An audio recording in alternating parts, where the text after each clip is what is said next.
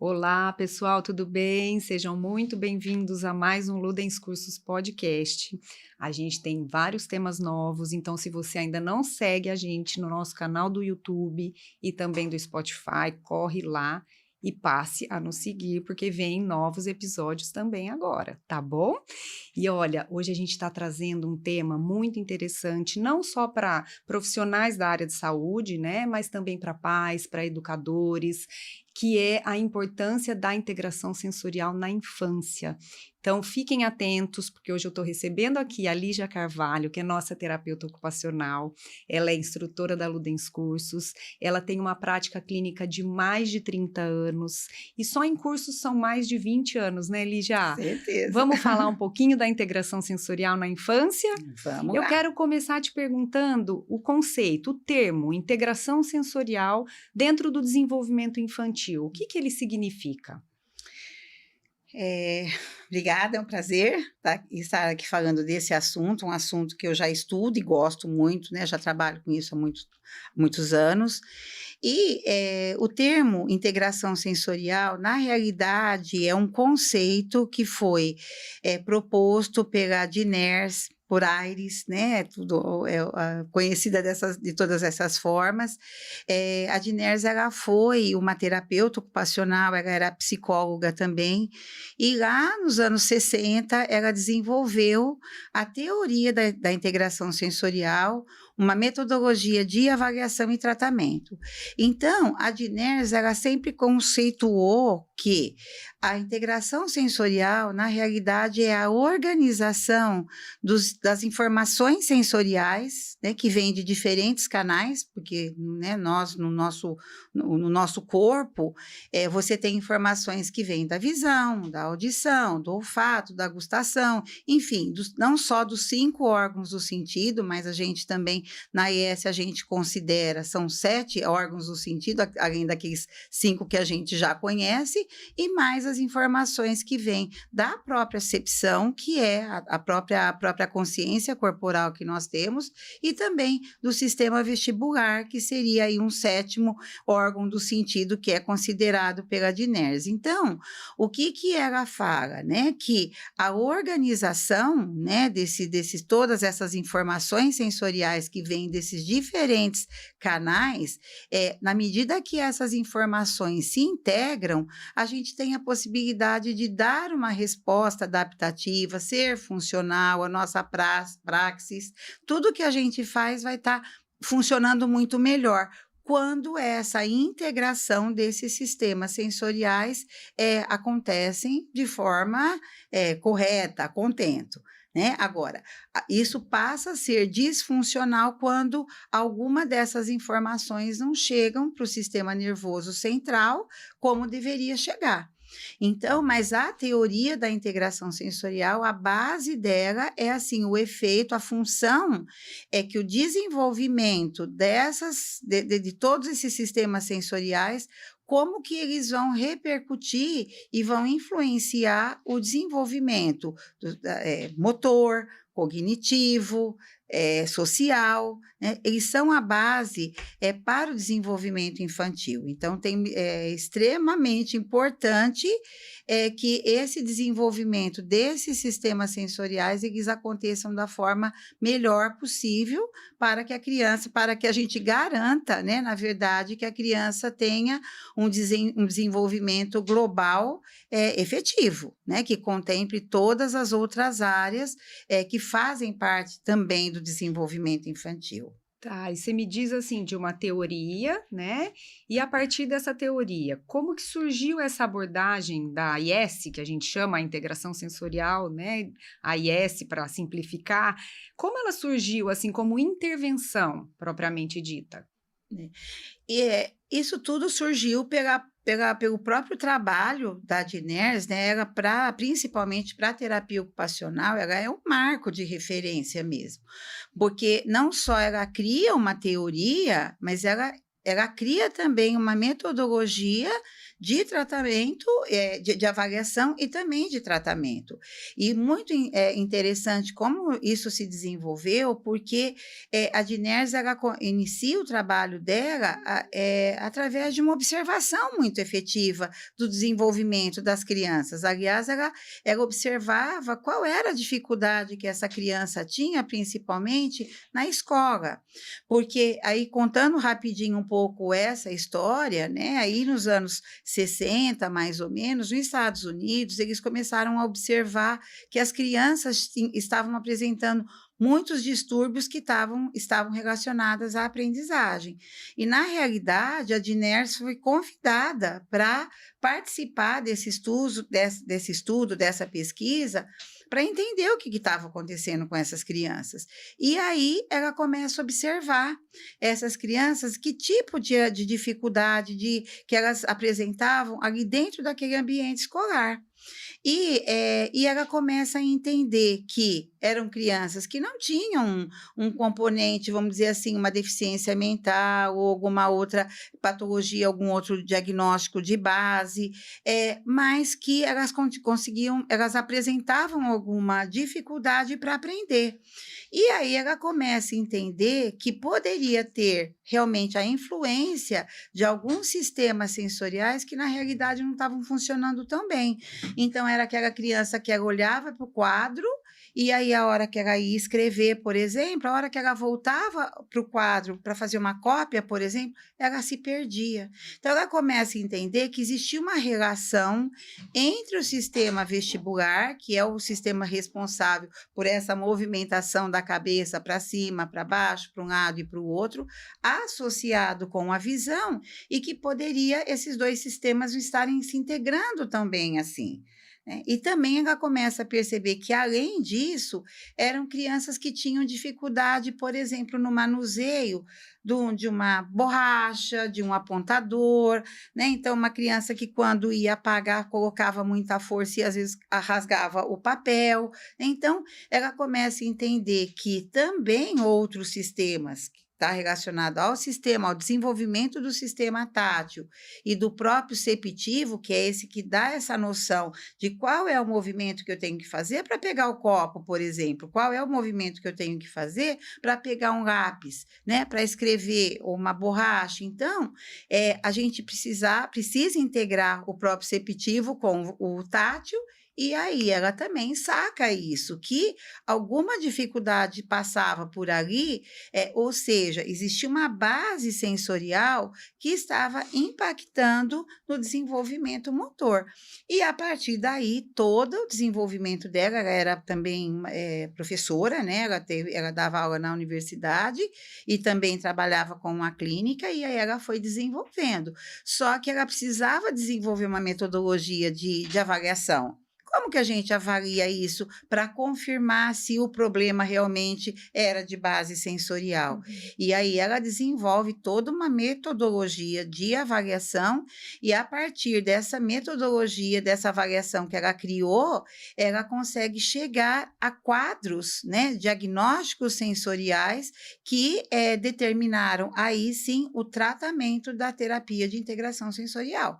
Né? Então, ela passa de uma teoria que, no início, ela foi estudada como uma teoria realmente, e ela criou essa teoria da integração sensorial, baseada, logicamente, em outras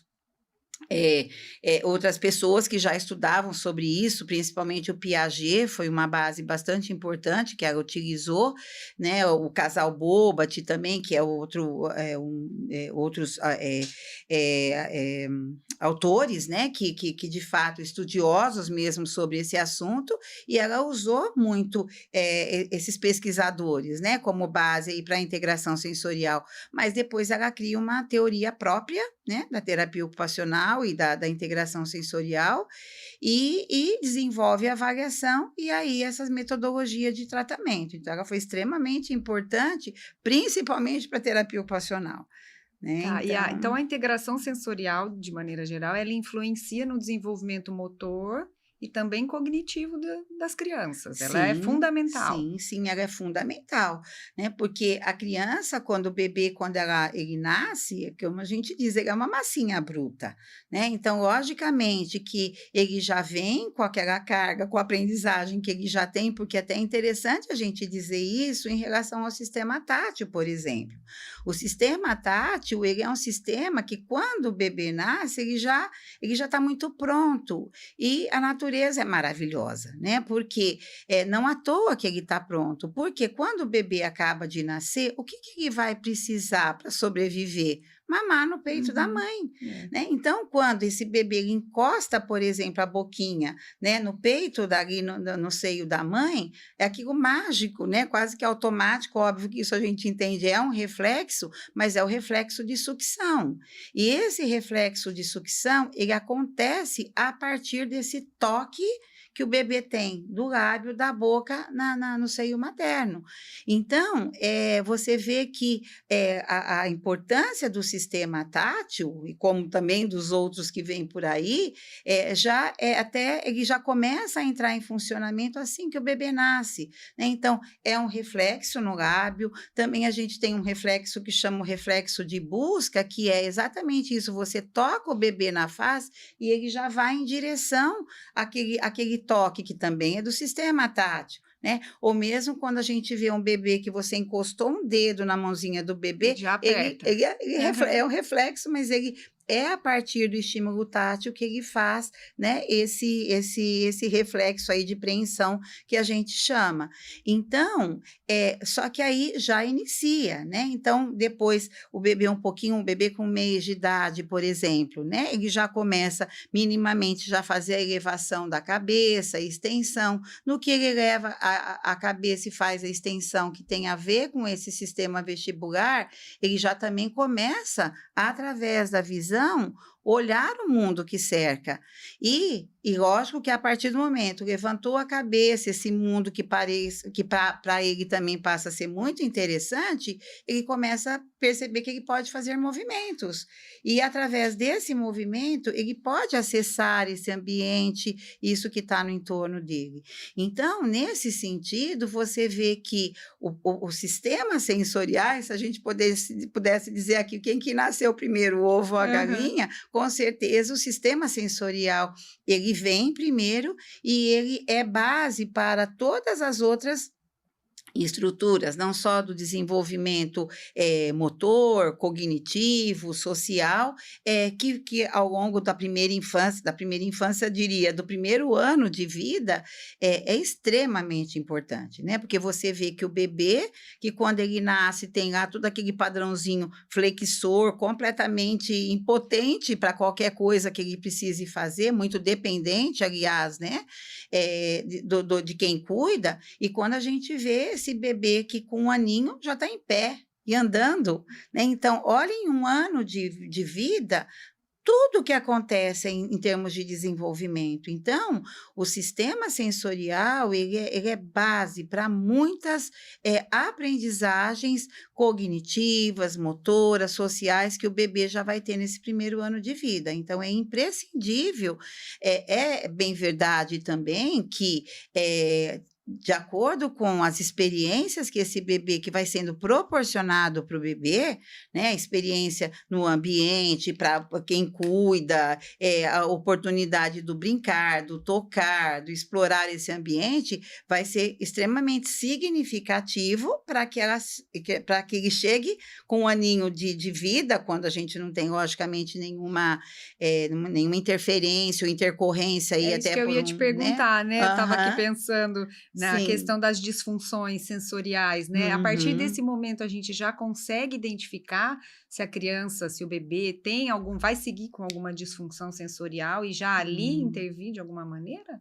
Sim, essa observação é super importante, né? Então, lógico que quem estuda o desenvolvimento, nós sempre pensamos nos marcos mesmo do desenvolvimento. Então, a gente tem um tempo para que as coisas aconteçam, né? Então, logicamente, quando a gente, como eu falo, né, com um mês de idade, né, que o bebê ainda é muito dependente para tudo, e com um aninho ele já está fazendo muitas coisas, então a gente entende que ao longo desse um ano, você vai ter marcos, né? Então, vai ter um momento que o bebê vai rolar, vai ter um momento que o bebê vai sentar, engatinhar e até ficar em pé. Isso olhando, por exemplo, para o desenvolvimento motor, né?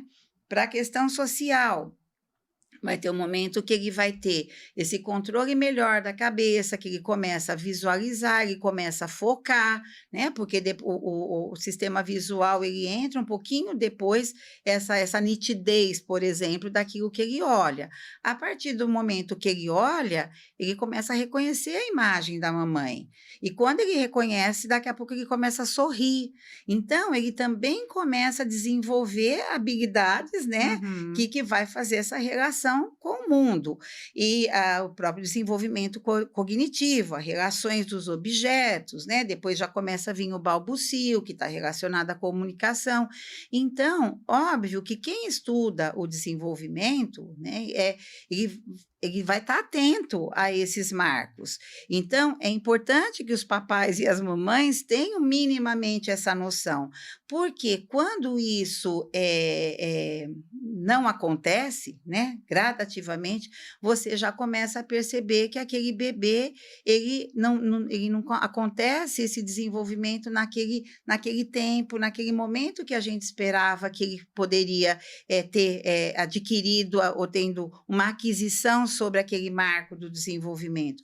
Então, é quando a gente precisa ficar atento. É óbvio que, assim, o bebê, num primeiro momento, a não ser, né, Fabi, que, assim, a criança já ali na hora do nascimento tenha alguma questão, um problema realmente, né, ou, por exemplo, uma anóxia, que você pode ter que é uma falta de oxigenação no cérebro, assim que o bebê nasce. Então, você vai ter consequências que pode trazer um quadro neurológico ou um bebê que já nasce com uma determinada síndrome. Então, você tem questões diagnósticas que o bebê já nasce com esse problema e que, logicamente, o impacto desse desenvolvimento para o desenvolvimento infantil no primeiro ano de vida vai ser muito grande, né? Então, mas você tem um diagnóstico de base, né, que vai comprometer aí todo o desenvolvimento da criança. Então,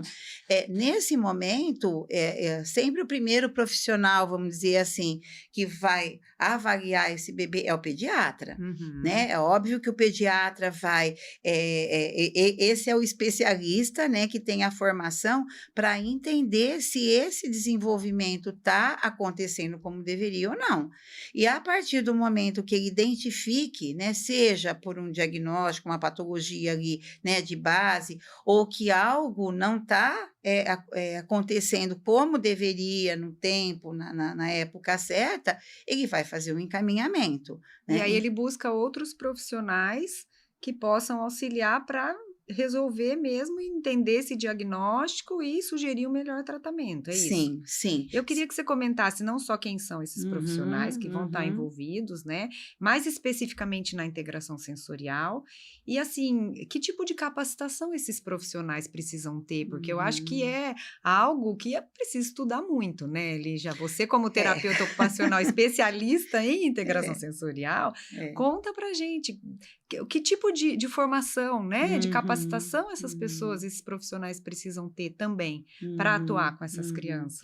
Sim, uma vez, né, identificando que algo não está indo bem no desenvolvimento desse bebê ou dessa criança pequena, o que acaba acontecendo? Logicamente, o próprio pediatra, ele vai ou indicar para um médico, para uma especialidade médica mesmo, muitas vezes pode ser para um neurologista, ou para outro profissional que trabalhe com genética, por exemplo, né? Então, porque, primeiro de tudo, a gente vai ter que identificar qual é o diagnóstico dessa criança, e a partir desse diagnóstico, que profissionais que vão ajudar a fazer com que essa criança melhore, que ela tenha uma intervenção o mais precoce possível.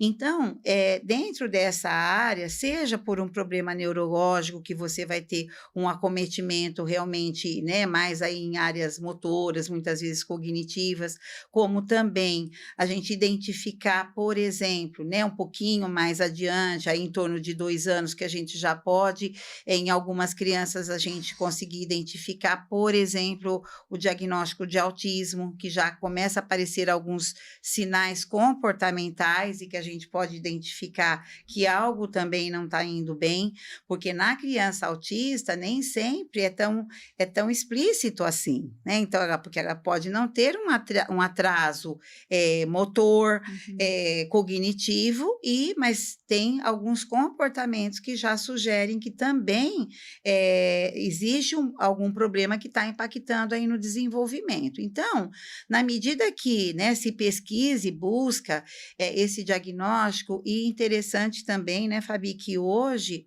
a gente entende que mesmo no né, universo aí, médico, alguns diagnósticos não são tão fáceis muitas vezes de ser feitos, né? Então, eles têm recorrido realmente a alguns outros profissionais, a equipe multidisciplinar, que o conjunto, né, da avaliação, seja do psicólogo, seja de um terapeuta ocupacional, de uma fono, de um fisioterapeuta, que fazem parte dessa equipe e que vão contribuir para chegar num diagnóstico mais assertivo e bater o martelo, né? Não, esse diagnóstico, sim, essa criança tem essa dificuldade, associado muitas vezes, porque nem sempre é só uma avaliação de observação ou da aplicação de testes, né? A gente precisa também, muitas vezes, de exames clínicos mesmo, né, que os médicos precisam solicitar para a gente chegar nesse diagnóstico. Agora, uma vez, né, diagnosticado, tem uma dificuldade, seja uma disfunção neurológica, seja um diagnóstico de autismo, seja um diagnóstico puramente de uma disfunção sensorial, isso precisa ser feito um tratamento. E no caso da integração sensorial, da disfunção sensorial, um tratamento para as disfunções sensoriais, o terapeuta, né, o profissional que mais está habilitado para esse tratamento é o terapeuta ocupacional. E aí, né, como você me perguntou, realmente demanda uma formação. A terapia de integração sensorial, ou a integração sensorial, ela é uma abordagem, né, de tratamento, que tem vários recursos aí avaliativos e de tratamento. O que acontece? Ela demanda uma formação, na verdade é uma especialização. Então, nós fazemos, né, o terapeuta ocupacional, ele tem um curso, ele vai fazer o curso de graduação para se tornar terapeuta ocupacional, e depois, após a formação da graduação, ele vai fazer uma especialização, uma pós-graduação, né, que vai dar uma formação específica para ele usar essa técnica de tratamento, e que daí envolve nessa formação toda uma formação no sentido do histórico, de como se criou essa teoria, no que essa teoria se embasa, né? Em que espaço terapêutico que ela pode ser desenvolvida, porque também a gente precisa de um espaço específico para que a prática da integração sensorial aconteça. Então, nós precisamos de 2 condições prévias: da formação desse terapeuta e também do espaço adequado onde ele vai, na verdade, desenvolver essa abordagem de tratamento. Então, é extremamente importante, não é bom, eu posso dizer isso com propriedade, só faz mais de 30 anos que eu estudo sobre a integração sensorial, e confesso, Fabi, que quando eu acho que eu já sei tudo, Vem alguma coisa nova e Vem te alguma fala. Você coisa ainda nova, tem muito o que aprender. muito que Agora eu aprender. imagino quem está começando, né? Ele já está Sim. saindo da faculdade aí, que se encanta Uhum, pela integração sensorial, tem que entender que realmente tem um caminho, né? A se chegar, a se caminhar para poder chegar até de uhum. repente uma certificação, Sim, né? Que a sim. pessoa consiga atuar depois Uhum, uhum. nessa prática e ajudar realmente as famílias, né? É. Sim, porque é uma formação, né, Fabi, é como uma construção de uma casa, né? A gente precisa começar de um alicerce, ok, né? Um alicerce forte. Então, o que eu sempre indico, nós precisamos buscar uma formação consistente,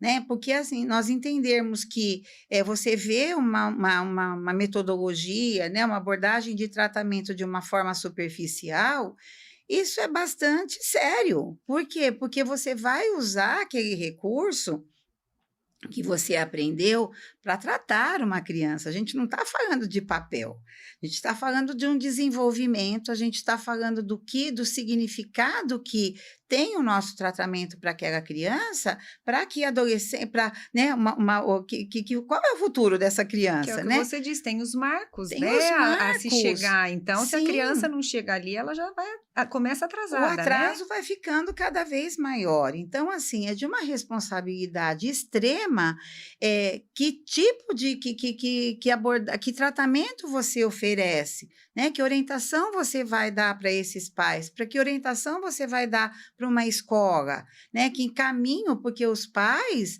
eles chegam para nós, querendo respostas. Lógico, entender, ele está precisando de orientação, qual caminho eu tomo, o que eu faço com o meu filho após esse diagnóstico que eu acabei de saber que ele tem. Então, é de uma responsabilidade muito grande e isso está diretamente ligado com a formação que a gente tem, entende? Então, assim, né, não é um curso de final de semana que vai me dar, por exemplo, todos os instrumentos que eu vou precisar ter para a hora que eu for avaliar essa criança, dar um diagnóstico, porque também, lógico que a partir da avaliação e do diagnóstico, é que vai determinar qual é o tratamento que eu vou oferecer para essa criança. Então, é um conjunto, né? E, logicamente, na medida que a gente vai fazendo uma formação mais robusta, mais consistente, é que vai fazer com que a gente se torne um terapeuta cada vez melhor. Uhum. Então, é o que eu sempre digo: investir em conhecimento, né, em prática, em experiência, em cursos que são teóricos, sim, mas que também cursos práticos, porque a gente precisa aprender a colocar essa mão na massa, o que fazer. Eu sempre uso, né, Fabi, acho que em outras vezes que eu falei, o exemplo do dentista. Como que um dentista vai tratar, né, os dentes se ele não souber usar aqueles instrumentos todos que ele usa? É a mesma coisa o terapeuta ocupacional da integração sensorial, né? Se ele não aprender para que serve cada um daqueles elementos, daqueles equipamentos que fazem parte desse ambiente terapêutico, não Ele faz pode ter a sentido. maior teoria do mundo que ele não vai conseguir aplicar da Exata, maneira correta. Pode isso. ter um espaço terapêutico perfeito, todo Uhum. montado, que ele não vai Ele conseguir não vai aplicar se ele não conseguir. tiver a prática. Exatamente. Então, é extremamente importante. Essa formação, eu digo assim, nunca é demais a gente gastar um pouco mais de dinheiro, né? Lógico que a formação ela demanda tempo, esforço, financeiramente também falando, mas isso é de uma riqueza muito grande, né? Eu acho que assim, eu não teria me tornado, né, a terapeuta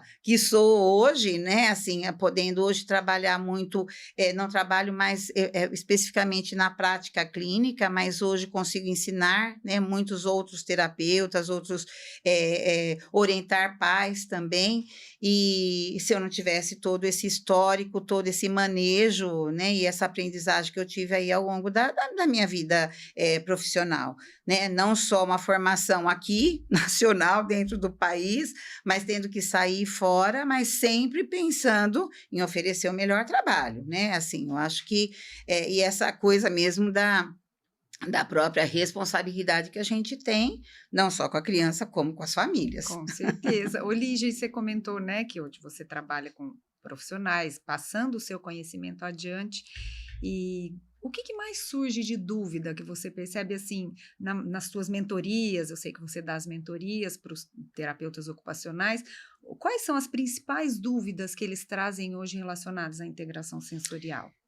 Olha, Fabi, é tão interessante isso, né? Porque, e fico muito feliz de estar nesse lugar, porque as dúvidas são as mais variadas, desde o que devo fazer, o que caminho eu preciso seguir enquanto formação mesmo, né? Como me dá conselhos, né? Me dá dica qual é o caminho que eu tenho que trilhar para. Eles brincam, né? Lógico que eu fico muito feliz assim para ser como você quando eu crescer, Eu quero ser como, né? como você.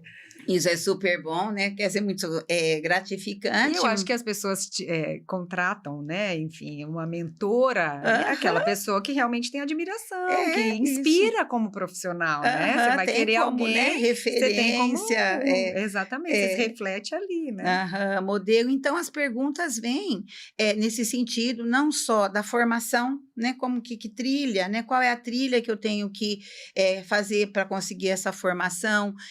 Coisas bastante relacionadas, como eu monto o meu espaço, né? Para atuar.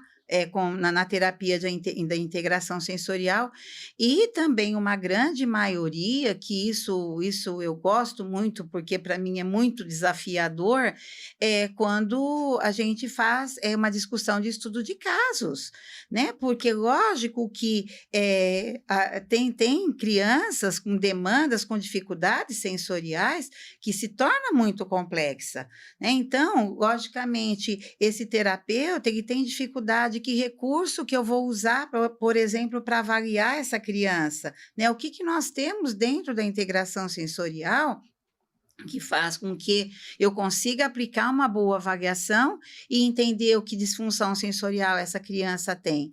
Então, hoje a gente já tem alguns instrumentos de avaliação, que logicamente depende que o terapeuta seja treinado, né, no uso de cada uma desses instrumentos, mas que nos dá a condição de aplicar e avaliar a criança e chegar num diagnóstico.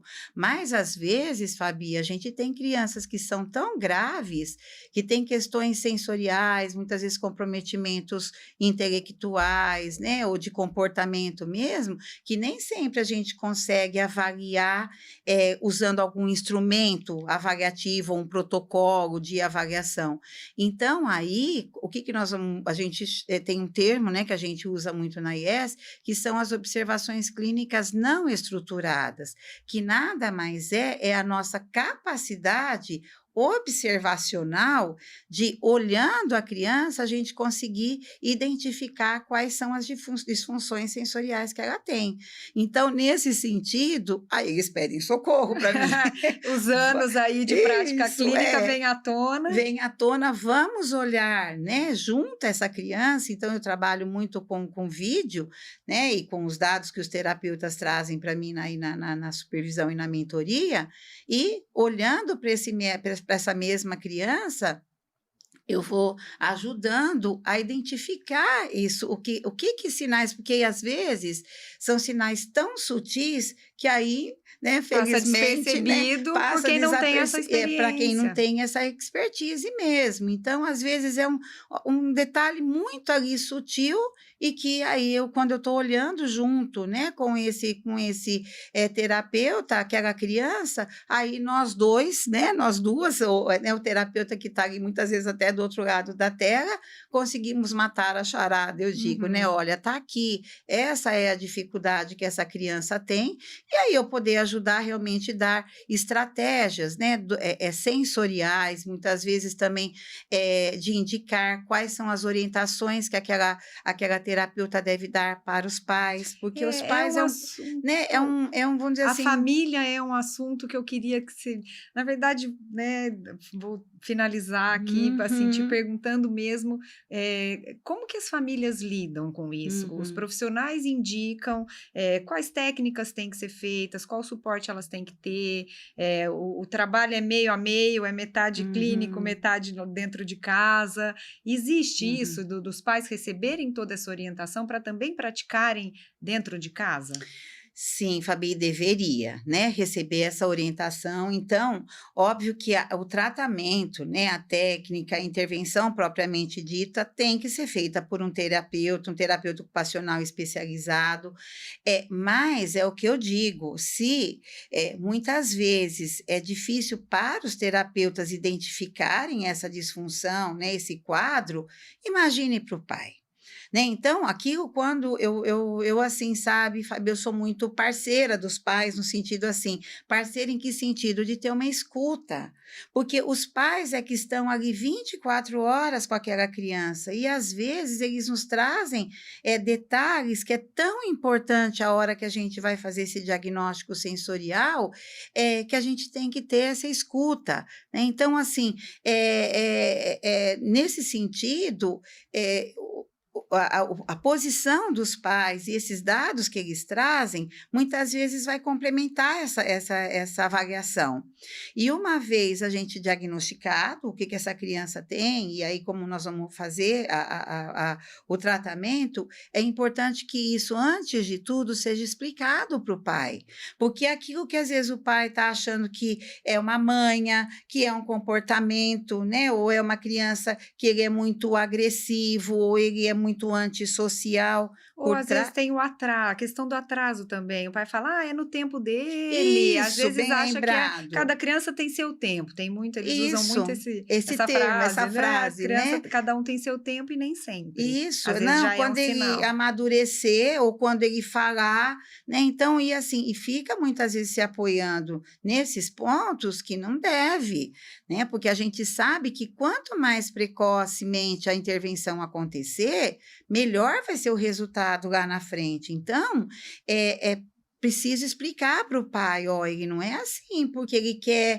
ou é uma questão só de comportamento", outra coisa que eles trazem assim: "Ai, a minha mãe", isso o pai ou a mãe, "fala que quando eu era criança eu era desse jeito", né. Então, mas talvez você sobreviveu, Sim. né, mas, hoje a gente já tem muito recurso, então, essa orientação, que o pai ou a própria escola, ele pode ajudar muito em casa, não só no sentido dele compreender, isso já é um primeiro passo muito grande dele compreender o que que a criança tem, tá, e um segundo passo bastante importante é ele ter uma escuta para as orientações que a família traz, que o terapeuta traz, né, Uhum. de como ele deve conduzir com as questões sensoriais, porque aquilo que muitas vezes a gente está, quando a criança tem um problema, por exemplo, né, de uma modulação sensorial, que é aquela criança que reage muito mal a uma sobrecarga sensorial que o ambiente muitas vezes pode estar, que a criança está sendo submetida, muitas vezes os pais não entendem que é essa sobrecarga, o excesso de luz, de ruído, de toque, isso pode estar causando aquele comportamento, desorganizado da criança, por exemplo. Então, a partir do momento que ele entende que isso é um problema e que o terapeuta vai orientar para esse pai como ele tem que conduzir, nesses momentos que a criança tá dando né, tá mostrando ali um comportamento, uma reação muito desorganizada, o pai já pode muitas vezes antecipar, né, ele evitar algumas coisas para que depois, porque é muito mais difícil depois você conduzir no momento que a criança já se desorganizou, já não está conseguindo mais suportar aqueles estímulos, é muito mais difícil você conduzir aí do que se você antecipar e evitar. Então, esse conhecimento, por exemplo, que é dado para o pai, né, de como é o funcionamento sensorial dessa criança, é isso que a família precisa, antes de tudo, saber. Então, a partir disso, ele vai conseguir conduzir muito melhor, né, em situações aí que pode ter e a família ficar completamente perdida e não saber o que fazer com a Olha, criança. isso Então, pode ser tema de um outro opa, episódio do podemos. nosso Aham, podcast, né? Porque sim, tem muita sim. coisa para falar sobre esse Uhum, tema também, né? De orientação uhum. às famílias, a educadores. Eu acho que a gente pode pensar em trazer esse tema, hein? Sim, eu acho que Mas seria muito interessante, Fabi, a gente, em um outro momento, falar especificamente das disfunções sensoriais, sim, né? sim. Porque aí sim a gente pode explanar um pouquinho mais o que é cada uma delas, e aí que tipo de intervenção, que tipo de orientação aí para os pais. Vamos Eu acho marcar. que vamos lá, Mas marcado. por hoje a gente precisa Tá finalizar, bem, foi né? muito Olha, bom. foi muito bom. Obrigada mais uma vez. Tá. E eu quero aproveitar para convidar, né, as pessoas para nos seguirem no YouTube. Nosso canal tá lá, da Ludens Cursos, no Spotify também. Então agora a gente está com novos episódios, vários assuntos. Então corre, dá uma corridinha lá, ativa lá o sininho para seguir a gente, você vai receber as notificações. E eu quero agradecer muito a tua participação e Sim. encerrar esse podcast, agradecendo a você também que nos assistiu até aqui, tá bom? Até o próximo. Obrigada, tchau, tchau.